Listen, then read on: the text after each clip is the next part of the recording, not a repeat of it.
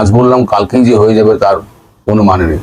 আমি যখন বলেছি ডিসেম্বরের মধ্যে শেখ হাসিনা বাংলাদেশে ফিরবেন এবং বিজেপি বাংলা দখল করবে, বিজেপির বাংলা দখল হয়ে গেছে, এবার নেক্সট টার্গেট হচ্ছে শেখ হাসিনাকে ডিসেম্বরের মধ্যে দেশে ফেরানো। গতকালকে আমাদের এখানে যে সমস্ত আওয়ামী লীগ নেতারা ছিলেন শুনেছি তারা নাকি অনেক উৎসব করেছেন। এই যে দীর্ঘদিন ধরে আমি বলে যাচ্ছি না, সীমান্ত অঞ্চলে যে আপনার এই জামাত জিতে আমাদেরকে একটা দুশ্চিন্তার মধ্যে ফেলে দিয়েছিল, সেই কথাটাই শুভেন্দু অধিকারীর মুখ থেকে এবার শুনুন শুভেন্দু অধিকারী কি বলছেন। এই ভিডিওটা আমি চালিয়ে নিই। জামাতরা আমাদের 9টি সীমান্ত জেলার পাশের এলাকাতে জিতে গেছে। অ্যালার্মিং এটাই যে পশ্চিমবঙ্গের সীমান্তবর্তী যে বাংলাদেশের এলাকাগুলো আছে আওয়ামী লীগের অনুপস্থিতির সুযোগ নিয়ে সেখানে জামাতিরা জিতেছে, যারা মৌলবাদ জঙ্গিবাদের উপর নির্ভর করে গ্রেটার বাংলাদেশের স্বপ্ন দেখে, যারা চিকেন নেককে কেটে ফেলার স্বপ্ন দেখে ইত্যাদি। এটা আমাদের কাছে আশঙ্কা। সেই কারণে পশ্চিমবঙ্গের রাষ্ট্রবাদী জনগণ, বিশেষ করে বাঙালি হিন্দু যাদের হোমল্যান্ড দিয়ে গেছেন ডক্টর শ্যামাপ্রসাদ মুখার্জি, স্বামী প্রণবানন্দ, এপ্রিলের নির্বাচনে কি পেলাম আর কি পাবো যোগ বিয়োগ হবে। তার থেকেও বড় বিষয় যে জামাতরা আমাদের 9টি সীমান্ত জেলার পাশের এলাকাতে জিতে গেছে। It's a very alarming for patriotic people and specially the Hindu people in West Bengal. শুনলেন শুভেন্দু অধিকারীর কথা।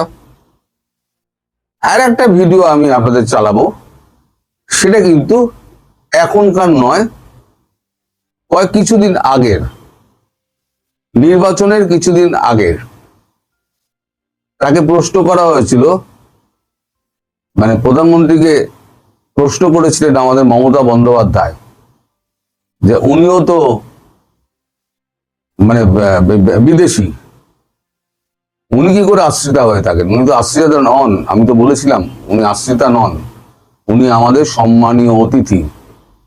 এবং প্রধানমন্ত্রী শেখ হাসিনা ভারতবর্ষের একজন প্রকৃত বন্ধু, এবং বন্ধুকে আতিথেয়তা যা করতে হয় ভারতবর্ষ সেটাই করছে, এবং যথাসময়ে বন্ধুকে তার দেশের বাড়িতে ফিরিয়ে দেওয়া হবে। এবং আমি নেক্সট যেটা বলেছি ডিসেম্বরের মধ্যে, জানবেন ডিসেম্বরের মধ্যে। এই যে ভিডিওটা আমি আপনাদের দেখাবো, এই ভিডিওটা এখনকার নয়, কিন্তু এখন খুব প্রাসঙ্গিক। এই ভিডিওটা না দেখলে আপনি বুঝবেন না শুভেন্দু অধিকারীর মনের মধ্যে কি আছে এবং কেন্দ্র সরকারের মনের মধ্যে কি আছে, যেটা শুভেন্দুর মুখ দিয়ে বলানো হয়েছিল। এবার সেই ভিডিওটা দেখুন। হাসিনা ওয়াজেদ বৈধ প্রধানমন্ত্রী, এরা অবৈধ। হাসিনা ওয়াজেদ প্রধানমন্ত্রী হিসেবে ঢাকাতে শাহজালাল এয়ারপোর্টে নামবেন, স্যালুট দিয়ে নিয়ে যেতে হবে। যারা জুতোর মালা পরিয়েছে তাদেরকে ওই গোলাম নিজামীর মতো দড়ি পড়তে হবে। আমি আজকে বলে গেলাম, এই রাজাকারের নাতিদের অবস্থা কি হয় শুধু দেখতে থাকুন।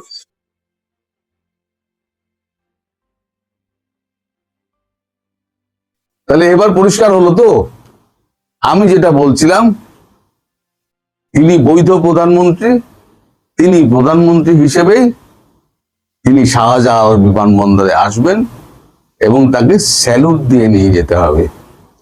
এখন সেটা কিভাবে হবে না হবে আমি বিস্তারিত সেটা আপনাদের বলতে পারবো না, কারণ অনেক বিধিনিষেধ প্রথমেই বললাম আমার উপরে রয়েছে। আর বিশ্বাসভঙ্গ আমি করি না। বিশ্বাসভঙ্গ যদি একবার হয়ে যায় তাহলে বিশ্বাস আর অর্জন করা যাবে না। এই এত বছর ধরে যে বিশ্বাস আমি তৈরি করেছি, আপনারা আমার অবিশ্বাস করেন, অকথা কুকথা বলেন, আপনারা দর্শক, আপনাদের বলার অধিকার রয়েছেই, কিন্তু যারা খবর দেয় তারা যদি একবার তাদের অবিশ্বাসের পাত্র হয়ে যায় তাহলে দ্বিতীয়বার আমি খবর পাবো না। ফলে তার বিশ্বাসের মর্যাদাটা আমাকে রাখতে হয়। তাই এর থেকে বেশি আমি কিছু বলবো না। তবে আওয়ামী লীগ কর্মী যারা আছেন, যারা মনোবল ভেঙে পড়েছিলেন, তাদের মনোবল চাঙ্গা করার জন্য শুভেন্দুর এই ভিডিওটি, পুরনো ভিডিওটি এখন প্রাসঙ্গিক বলে আমি চালিয়ে দিলাম। আমার কাছে ছিল আগে, কিন্তু আমি চালাইনি, এখন আমি চালিয়ে দিলাম। এবার আপনারাই বুঝুন কি হতে যাচ্ছে। আর এখন রাস্তা ঘাট সব জনসমুদ্র জয় শ্রীরাম ধ্বনিতে। আপনারা যদি কেউ এখন এই দেশে আসেন তাহলে দেখবেন যে রাস্তাঘাট সমস্ত গেরুয়াতে ভর্তি হয়ে গিয়েছে, তৃণমূলের নামগন্ধ নেই।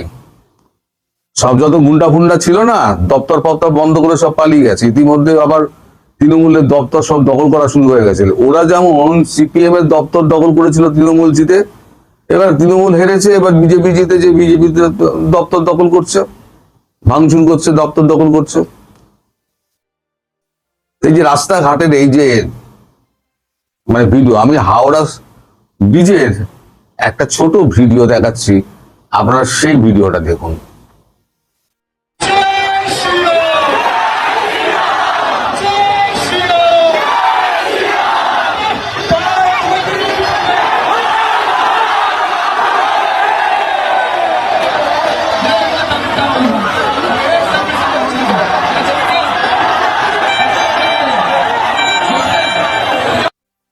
এই দেখলেন তো, এরকম একটা ভিডিও, এরকম কিন্তু হাজার খানেক ভিডিও আছে সব জায়গায়, কটা দেখাবো।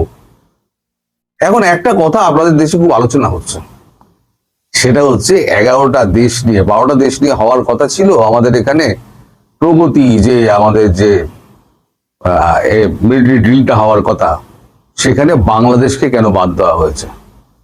আর এই ড্রিলটা হচ্ছে কিসের? এই পার্শ্ববর্তী রাষ্ট্রগুলো নিয়ে সন্ত্রাসবাদের বিরুদ্ধে মোকাবিলার জন্য এই ড্রিলটা, সব রাষ্ট্রকে নিয়ে।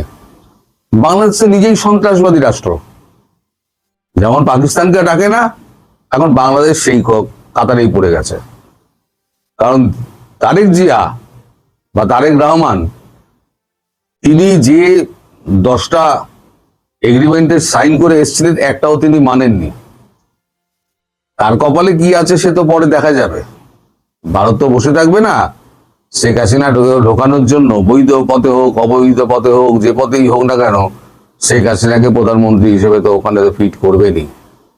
তা আপনারা এখন আশা করেন কি করে বাংলাদেশকে ওইখানে রাখবে, যেখানে ওই কি বলে, আমি যেটা আপনাদের বলেছিলাম এর আগে, যে নেশন ফার্স্ট নেভার ফার্স্ট নীতি, তার আগে একটা গুড বসে গেছে, গুড নেভার ফার্স্ট। এখন এই গুডটায় আর এখন বাংলাদেশ নেই, ফলে বাংলাদেশকে ডাকার কোনো প্রয়োজনই নেই, আর প্রস্তাবও ওঠেনি। শুধু শুধু আপনারা চিন্তা করে নিজেদের মাথার ঘাম পায়ে ফেলে বাংলাদেশের যারা গভর্নমেন্টের লোকজন আছে তারা এসব নিয়ে আর আলোচনা করবেন না। ভারতবর্ষ আপনাদেরকে যে বিশ্বাস করে না, সেটা আর একবার বুঝিয়ে দিল এইটা করে। যতক্ষণ না পর্যন্ত শেখ হাসিনা বাংলাদেশের প্রধানমন্ত্রী হিসেবে বসছেন, ততদিন পর্যন্ত ওই গঙ্গা চুক্তি বলুন, তিস্তা প্রকল্পের জলবন্টন বলুন, কোনোটাই হবে না।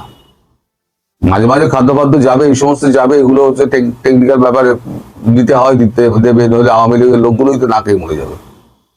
মানুষগুলোকে টিকিয়ে রাখতে হবে। তো রাজ্য থাকলে তবে তো রাজ্যবাসী থাকলে তবে তো রাজ্যবাসী যদি না থাকে, দুর্ভিক্ষে যদি মরে যায়, তাহলে রাজ্য আর কিসের, দেশ আর কিসের? ফলে টিকিয়ে রাখা হবে, আপাতত টিকে থাকুন।